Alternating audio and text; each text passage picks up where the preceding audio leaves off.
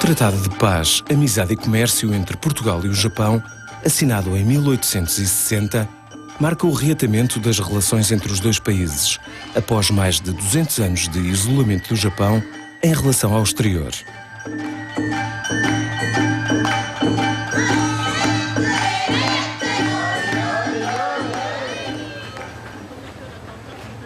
Este era o lendário Cipango, de que falava Marco Polo. Um reino em que os palácios e os templos eram de ouro.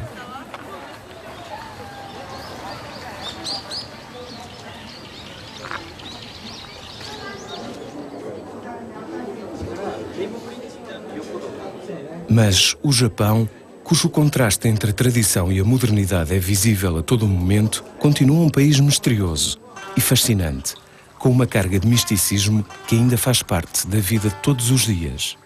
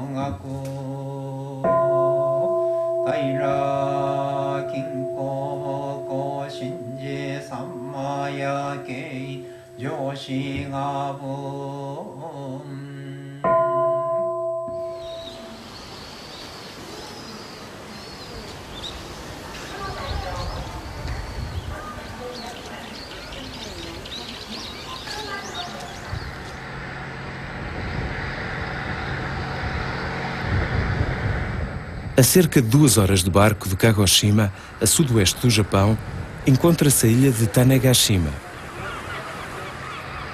A sua capital, Nishi-no-Omote, é uma pequena cidade onde grande parte da população trabalha no setor da pesca. Hoje em dia, Tanegashima é mais conhecida por aí se situar o Centro Espacial do Japão. Foi também aí, onde há mais de 4 séculos e meio, se deu o primeiro encontro entre portugueses e japoneses. No cabo de Kadokura, na ponta sul da ilha, um parque com monumentos assinala o local da chegada.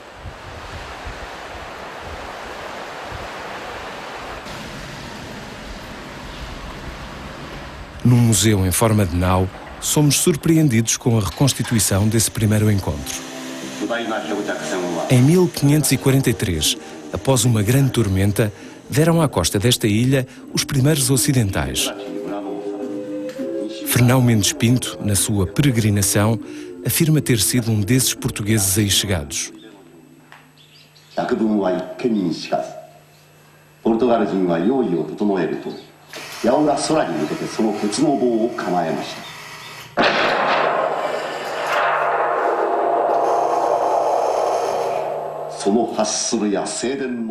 Neste mesmo museu, podemos observar armas de fogo desse período.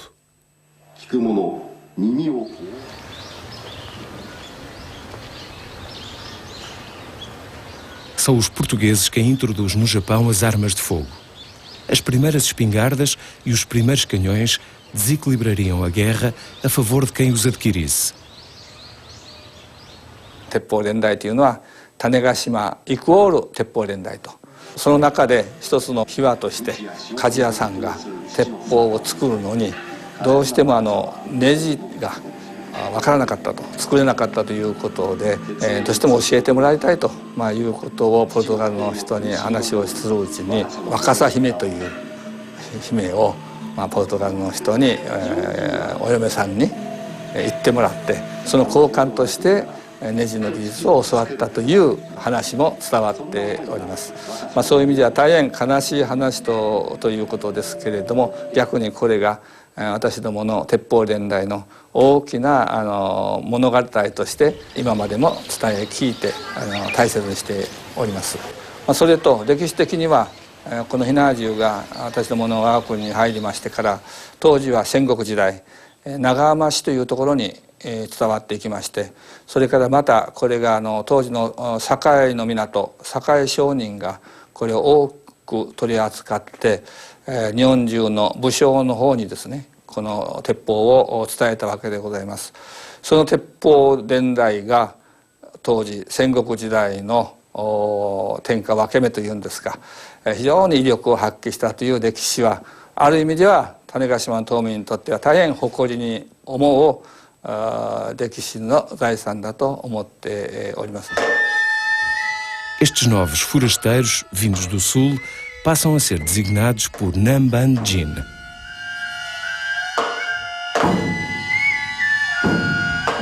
Embora no início os japoneses suspeitassem dos modos ocidentais, vieram com o relacionamento a adotar tecnologias e práticas culturais desses visitantes.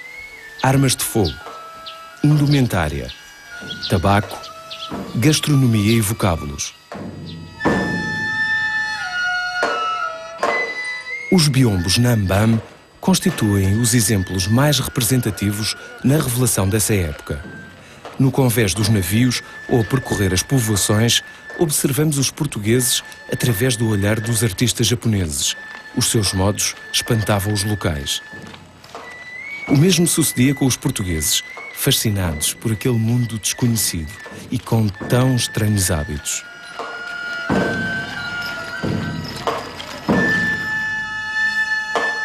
A coroa de Portugal começou a dominar esse comércio e fê-lo com tal proveito que passou a expressão negócio da China a ter o significado que hoje lhe atribuímos.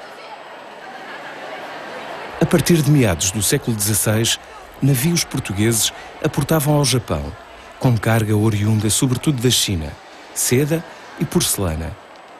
Devido à proibição de trocas comerciais diretas entre a China e o Japão, encontraram os portugueses uma boa oportunidade para atuarem como intermediários.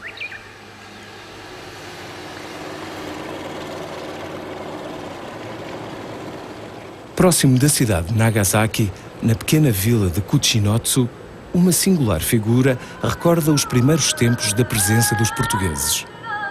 Bem-vindos à vila de Kuchinotsu. O meu nome é Tristão Vaz da Veiga. Sou o capitão Mor. O rei de Portugal concedeu-me o direito de viajar ao Japão 2 vezes. Em 1565, atravessando o Oceano Índico, cheguei a esta bela vila de Kuchinotsu para fins comerciais. Aproveitando esse fluxo regular de navios, desde cedo a Igreja procurou levar a sua palavra a esse país tão longínquo. Foram os jesuítas os que mais contribuíram para a divulgação e ensino do catolicismo no Japão. Em 1549, apenas 6 anos após o primeiro desembarque em Tanegashima, São Francisco Xavier aporta ao Japão. São Francisco Xavier é talvez o ocidental mais conhecido no Japão, porque o nome dele vem nos livros escolares e foi também o que mais surpreendeu os japoneses. Ele, apesar de não saber japonês, ter aquela coragem para pregar. E depois a obra dele foi continuada por outros, como foram os nossos padres Luís Frois, João Rodrigues, o padre Gaspar Vilela, que foi o grande missionário de Kyoto, o nosso irmão e mais tarde padre Luís de Almeida, esse comerciante que deixou tudo, fundou hospitais e igrejas, e é um homem também hoje muito conhecido no Japão e tem o maior hospital de Oita dedicado a ele, o Hospital Luís de Almeida.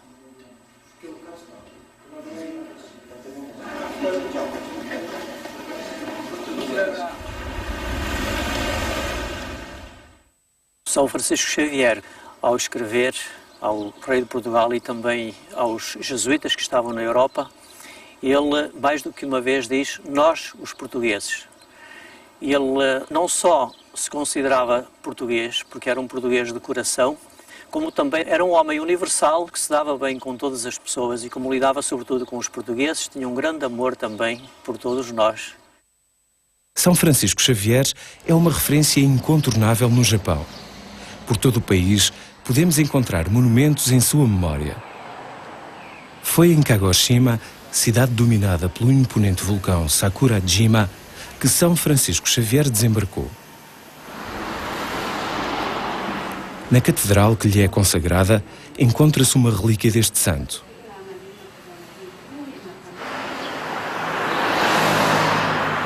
No Jardim Fronteiro, evoca-se esta figura ímpar, o Apóstolo das Índias.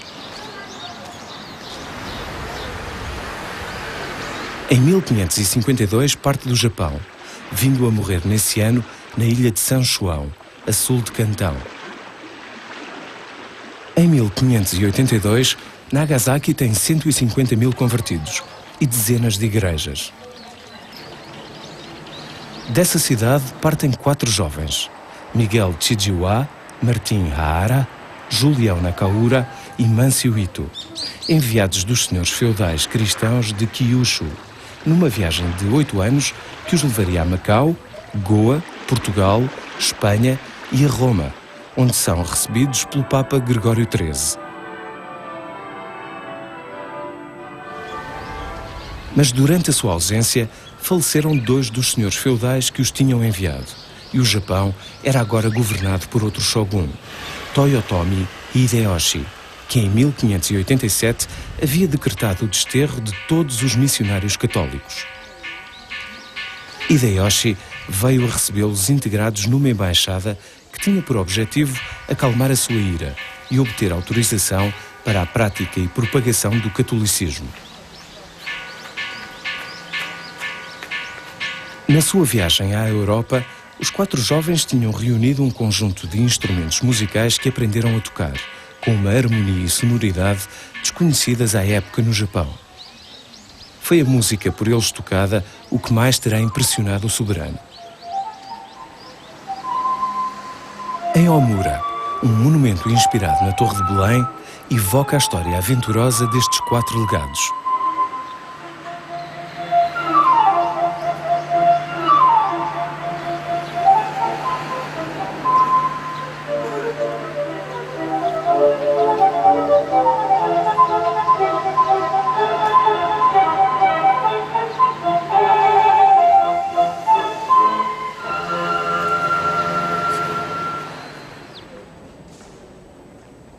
Dada a crescente influência dos jesuítas não ser do agrado do poder, padres ocidentais e japoneses então convertidos ao catolicismo foram perseguidos e martirizados.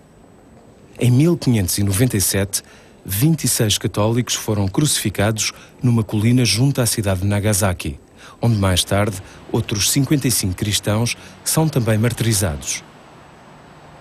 Para perpetuar a memória desses tempos de intolerância religiosa, foi erigido no local um monumento de homenagem à canonização desses mártires. Aí encontramos um museu que detém um importante espólio sobre a história do catolicismo no Japão.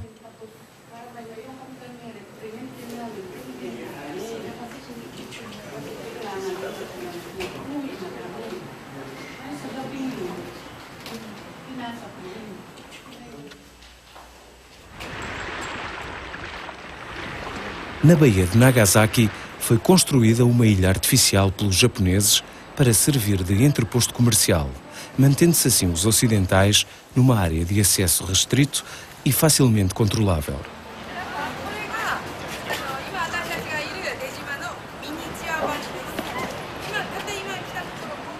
出島はですね、江戸幕府がポルトガル人を入居するために作らせた人工の島になります。幕府は貿易を行いながらもキリスト教の禁教をしたいという気持ちがありまして、そのために長崎の25名の町人がですねお金を出し合ってこの島を作りました。海の中を埋め立てて、1634年から工事は始まりまして、でその2年後の1636年にはこの島は完成しました。最初にここの居住者となりましたのは、市内に居住しておりましたポルトガル人たち、それから、ここにですねポルトガル船でやってきた乗組員たちになります。でただその後ですね、1639年には、ポルトガル人は全て日本から国外退去を命じられてしまいますので、この島も例外ではnaく、出島のポルトガル人たちもみんな日本から出ていかざるを得なくなってしまいます。Após a expulsão dos portugueses, vieram os mercadores holandeses a ocupar este enclave, tornando-se a partir de então nos únicos ocidentais a terem acesso permitido ao Japão.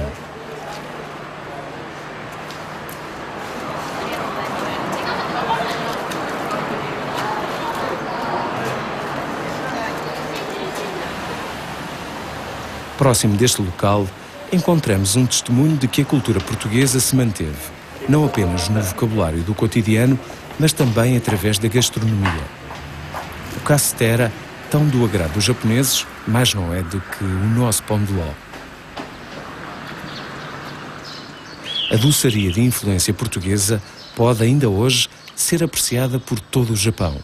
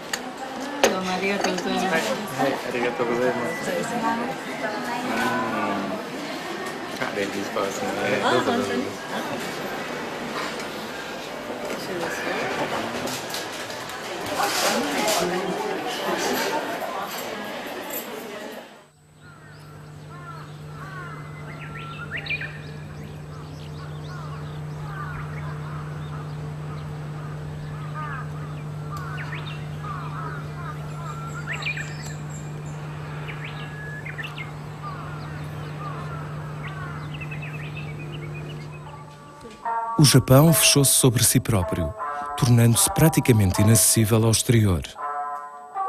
A dimensão e o potencial do seu mercado eram cobiçados e as grandes potências mundiais foram gradualmente aumentando a pressão sobre o país.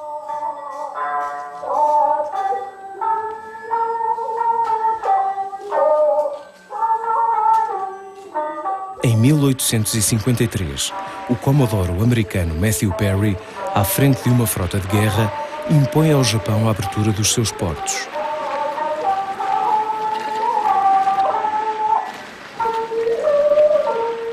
Os estrangeiros podem, a partir de então, estabelecer-se de novo no país.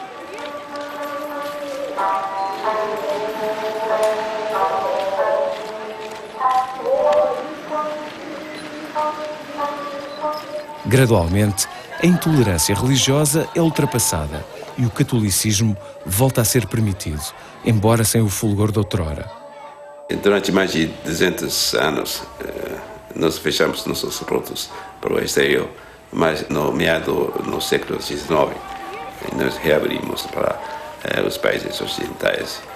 E em Portugal fica o sexto país com que nós reabrimos com a assinatura de primeiro tratado entre dois países. Com isso, nossa história entrou numa nova etapa.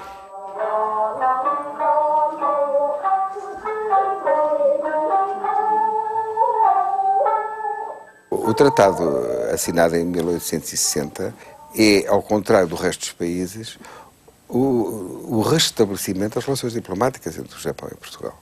Nós tínhamos saído em condições um pouco difíceis e, em 1860, é o começo de uma nova fase.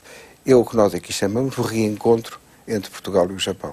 Nos primeiros anos foi um contacto ténue. O primeiro embaixador foi o governador de Macau, que aqui se deslocou mais tarde, em 1873, o Visconde de São Januário, e que se encontrou com o imperador da época. E é curioso ouvir as descrições do Japão que encontraram. Nada tem a ver com o Japão de hoje em dia. Era um país ainda no começo do desenvolvimento, que tinha aberto ao Ocidente, mas que estava em franco processo de assimilação da cultura ocidental, da tecnologia ocidental. Reinava então em Portugal Dom Luís I, que aqui vemos num retrato pertencente à coleção imperial, exemplo demonstrativo do interesse no conhecimento do Ocidente por parte do imperador Meiji, figura central no processo de modernização do Japão.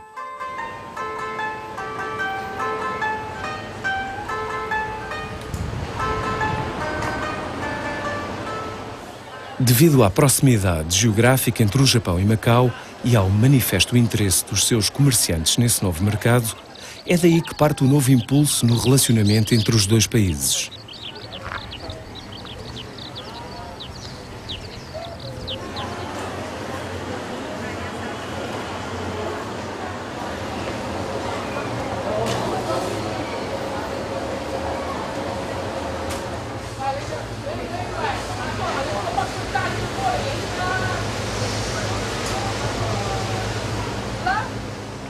My great-grandfather, who was born in Macau, studied in India, went to Shanghai, and came to Nagasaki in 1872. So it was only like 12 years after the opening of the doors. He was, working for that Nagasaki Press. The Mr. Braga was the name, I think, And he was the, publishing this newspaper. Quite a lot of people, came from Macau to Japan, and mostly, they came to Kobe. Nagasaki is very few. Some people, arrived in Yokohama. They came down to that, Shizuoka for tea business.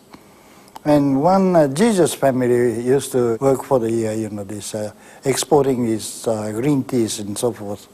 When we came to the Kobe, I heard from a lot of, these old Portuguese, they were helped by my grandfather.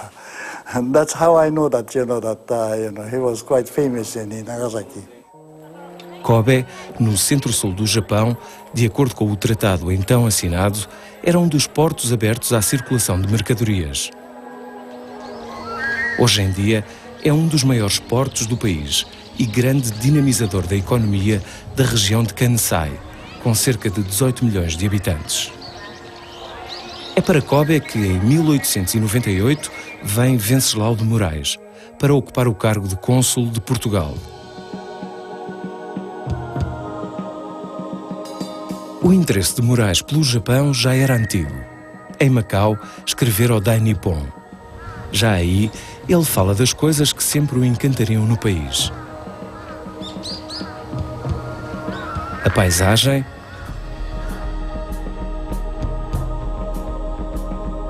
a arte e as mulheres japonesas, as musumés, cuja delicadeza não se cansou de louvar.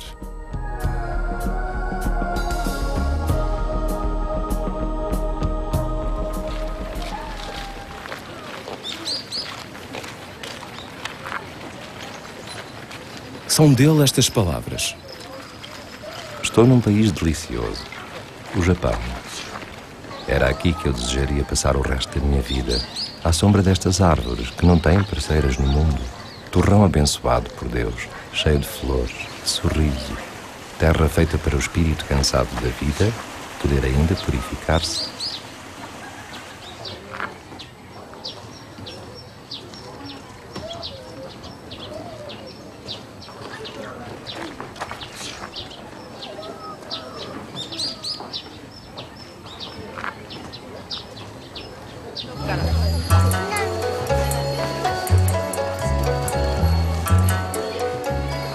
Moraes lamentava que Portugal fosse um dos países ocidentais que menos comerciava com o Japão, e aí funcionou como um grande promotor da diplomacia económica, dando indicações e incentivando as entidades oficiais, os industriais e os comerciantes portugueses a olhar para este novo mercado.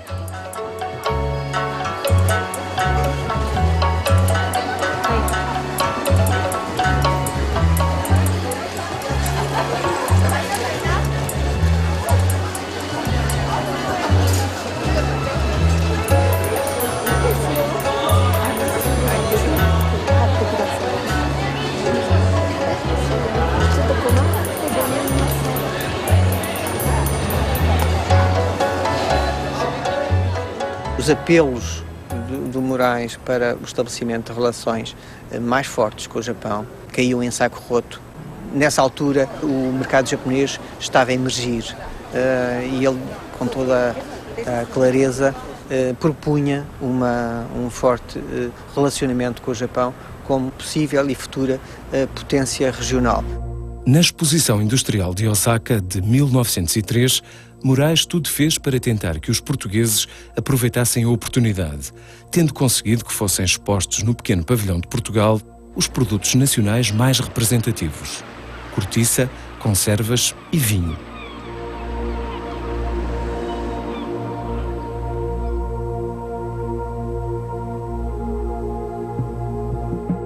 Logo após, maior entusiasmo lhe despertou a Guerra Russo-Japonesa, que revelaria ao mundo o poder militar do Japão. Nas correspondências que então enviava para jornais portugueses, fazia descrições exaltadas da marinha japonesa, da glória dos seus almirantes, do patriotismo dos seus soldados. A facilidade inesperada com que um país, até então menosprezado pelo Ocidente, derrotou o gigante russo e os sentimentos de orgulho nacionalista que isso produziu contagiaram-no. Nos anos que se seguem, Moraes torna-se a grande fonte de informação portuguesa sobre o Extremo Oriente. Vive primeiro com Oyoné e, após a sua morte, parte com a sobrinha desta, Koharu, para Tokushima.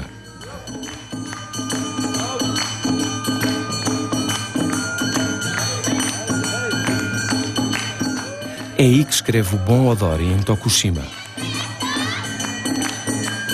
Moraes vive até à sua morte, em 1929, como um verdadeiro japonês, abandonando os modos ocidentais. Hoje é recordado e reconhecido pelos japoneses que, junto ao Museu Moraes, lhe erigiram um monumento no alto do Monte Bizan, de onde se domina a cidade de Tokushima e a sua baía.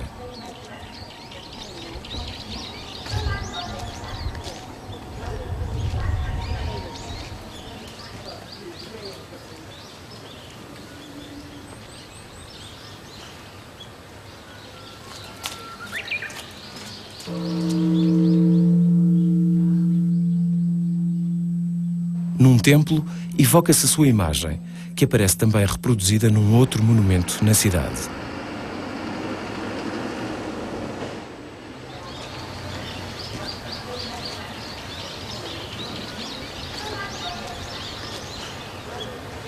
Esquecido em Portugal, é reconhecido anos mais tarde, através da ação do então embaixador em Tóquio, Armando Martins Janeira, outro grande admirador do Japão, que deu assim um contributo essencial para a divulgação da sua singular obra literária e epistolar. Armando Martins Janeira começou o primeiro contacto com Venceslau de Moraes quando tinha 10 anos. Ainda era um aluno de escola e ia todos os dias a uma biblioteca onde emprestava livros que levava a casa por ler Venceslau de Moraes. E assim cedo começou a sua esperança, um dia, quando era grande, também poder ir ao Japão. Martins Janeira, que morre em 1988, abriu uma nova página no relacionamento de Portugal com o Japão, sendo o seu nome e a sua obra recordados elogiosamente nesse país. Atrevo-me de mergulhar numa filosofia chinesa confuciana, o Tao. Tao, em japonês, quer dizer do. Em português, seria a tradução o caminho. Fernão Mendes Pinto e Venceslau de Moraes têm um caminho em comum, a qual também se junta mais tarde Armando Martins Janeira. Os primeiros dois eram marinheiros. O mar é sempre um movimento que nos leva muito longe, longe da nossa terra, e que causa saudades. E tanto por Fernão Mendes Pinto como por Venceslau de Moraes, as saudades foram a fonte de inspiração das suas obras. Armando Martins Janeira também teve um bocadinho estes mesmos sentimentos. e através dos passos que a Ana Martins Janeira seguia de Venceslau de Moraes, como Moraes tinha feito de Fernão Mendes Pinto, todos os três tiveram um entendimento muito mais profundo de tudo o místico do Japão e do Oriente. Chegaram ao Japão e tiveram uma grande surpresa e tudo era muito agradável e era muito diferente.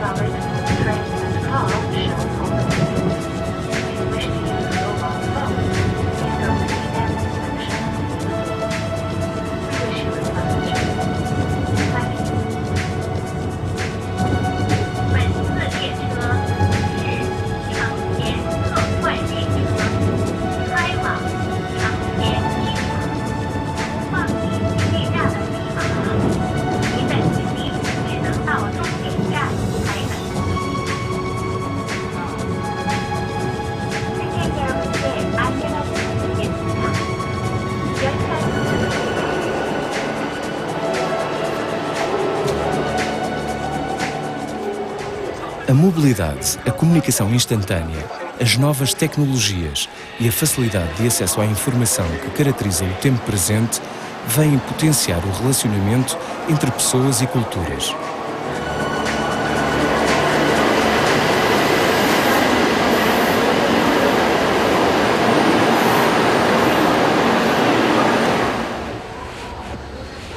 Growing up in Kobe, I went to an international school, but I happened to be the only person with a Portuguese passport.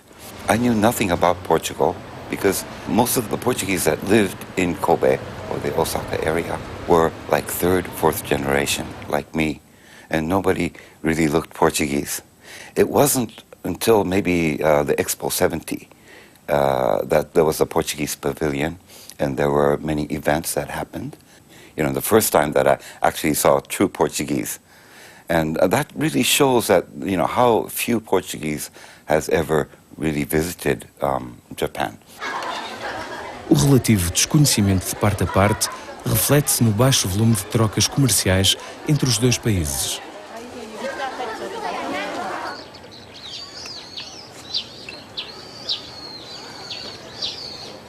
Existe, no entanto, um grande potencial de crescimento em diversas áreas. Setores como o do turismo poderiam servir de alavanca para reforçar não só o conhecimento mútuo, mas também para criar riqueza.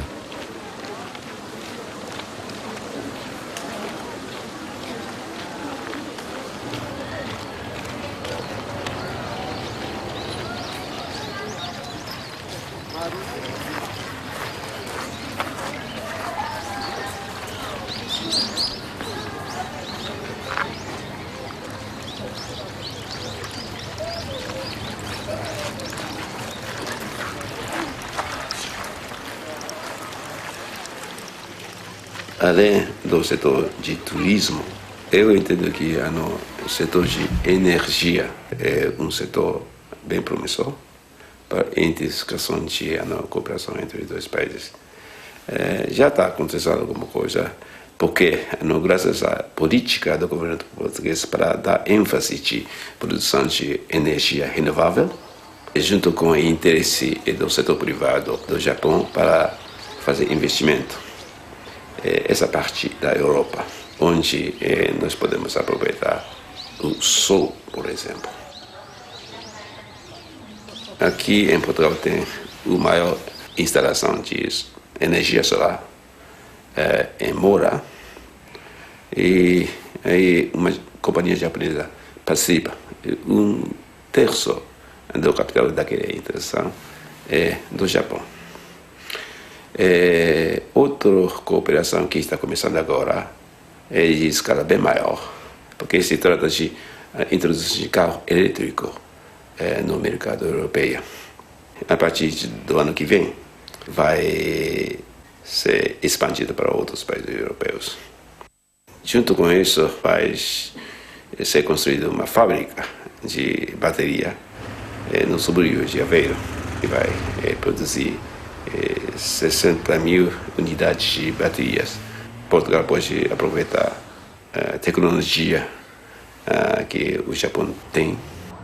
Com isso, nós podemos entrar numa etapa de cooperação econômica intensa outra vez.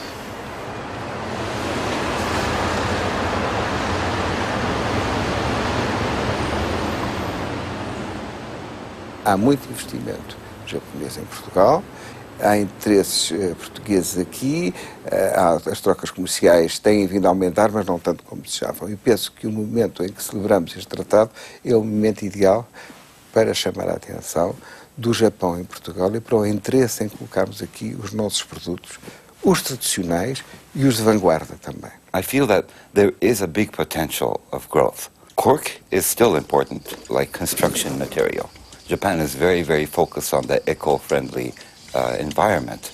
I'm sure that a lot of the construction material using cork can be applied in construction in Japan. So that is only one example. But for instance, tiles in the construction field, China may beat prices, but yet the quality and the color is not just the same. And so I think that Japan would be interested in purchasing these types of merchandises. On the retail level, I'm sure that a lot of the jewelry or things like that can be very appealing. The port wine is very well known, but very few people still know about the regular wine, which is so good, and compared to like France or Italy or Germany, there's very little from Portugal.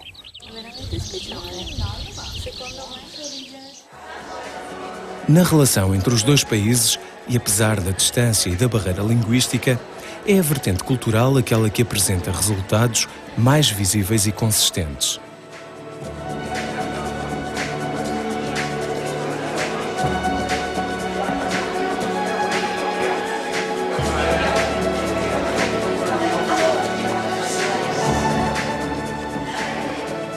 Quando se fala das relações culturais, não se pode deixar de mencionar a importância que a língua portuguesa tem no Japão.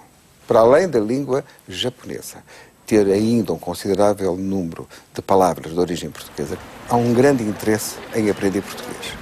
O português é lecionado em 6 universidades, em centros de ensino de língua estrangeira e em 20 universidades como língua de opção.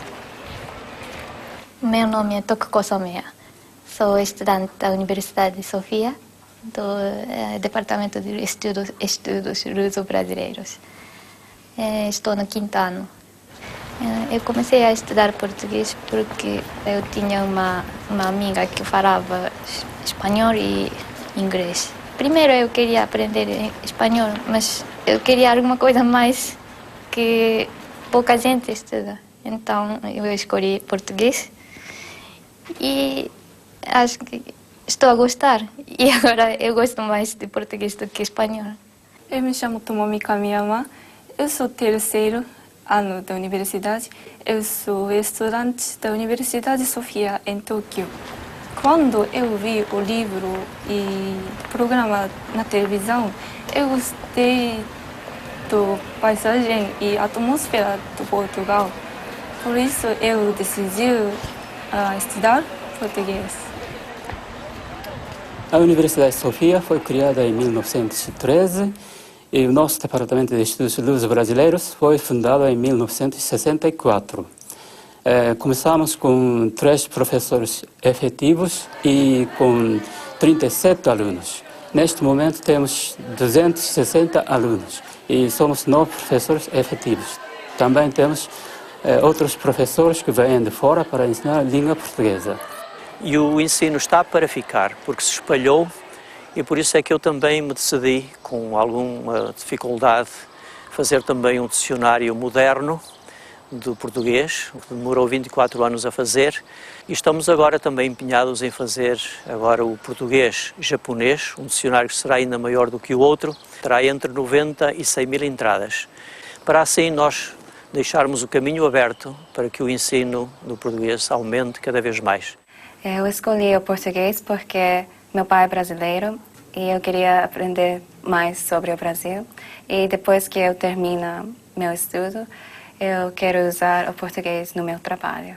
O interesse pela língua portuguesa não é só por Portugal, pela língua que eles apreciam muito, pela literatura, sobretudo a poesia, que é tanto apreciada aqui, mas também por outras razões. Uma delas, as relações com o Brasil. Existe aqui uma comunidade nipo-brasileira de mais de 200 mil pessoas. Há também, depois, as relações com a África. Há um interesse de Portugal e da língua portuguesa como ponte para ações comerciais, culturais, de auxílio ao desenvolvimento em África. E eu penso que essa vertente também é muito interessante. No campo das artes, a língua não se tem revelado como obstáculo ao relacionamento entre os dois países. Um pouco por todo o Japão, podemos encontrar obras de artistas portugueses integradas, na sua maioria, em espaços públicos.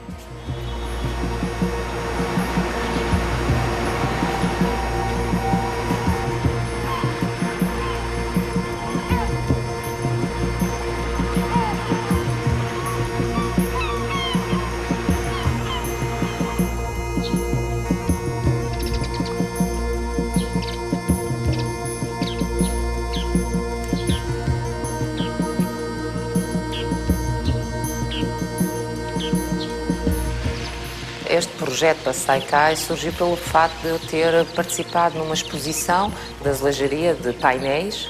Foi sobre o jesuíta Luís Frois, do século XVI. Tive de fazer, claro, alguma investigação, mesmo em termos da indumentária, da época. Foi um projeto que eu gostei de fazer. Infelizmente não tive tempo para ir ver o local e é sempre difícil, às vezes, trabalhar sem conhecer o sítio para onde as peças vão.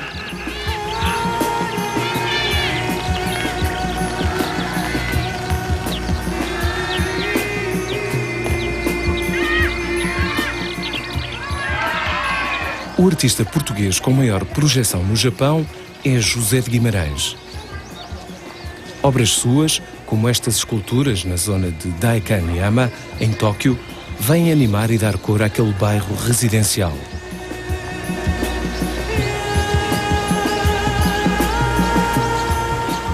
A sua obra de maior relevo encontra-se na cidade de Kushiro, na ilha de Hokkaido, numa intervenção de escala urbana.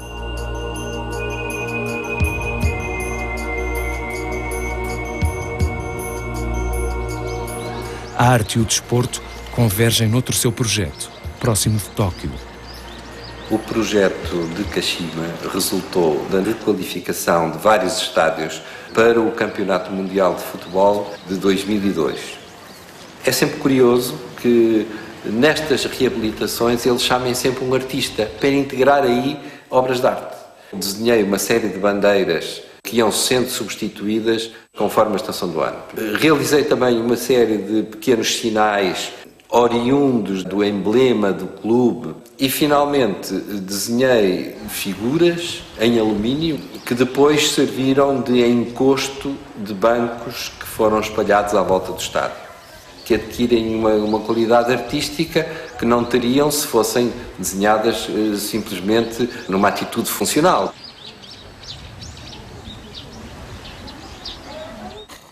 Também no espaço público, um nome grande do desporto mundial foi alvo de uma homenagem, vindo assim a juntar-se às grandes figuras históricas portuguesas admiradas no Japão.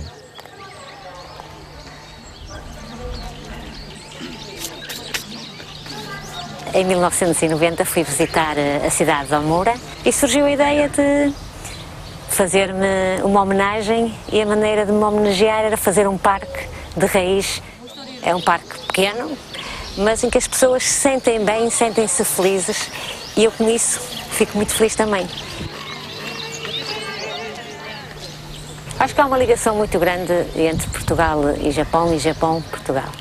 É um povo super organizado, utilizam muito a palavra gambaté, tanto no desporto como no dia-a-dia, que é força, coragem, não desistam. E eu aprendi isso realmente com os japoneses, com aquela vontade de lutar, de vencer e de estar sempre pronto para enfrentar o que há de vir. O Japão é um país especial, é um país diferente. Os japoneses são pessoas com uma grande sensibilidade, para os quais a natureza é, digamos, a mãe de tudo.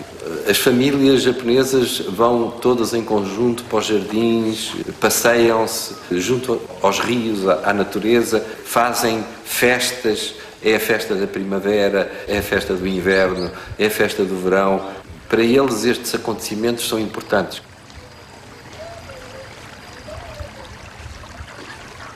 Não é difícil a comunicação com pessoas que têm, digamos, um nível de entendimento que está um pouco acima do normal. Nos meus contactos profissionais, as pessoas têm todas pelo menos um curso superior. Embora muitas vezes na prática esse curso não seja aquele cuja atividade eles estão a desenvolver, mas a verdade é que tem já um nível de educação que permite que a comunicação seja fácil e que o entendimento também seja fácil. O Japão é um país deste mundo, embora não pareça deste mundo. É outra coisa.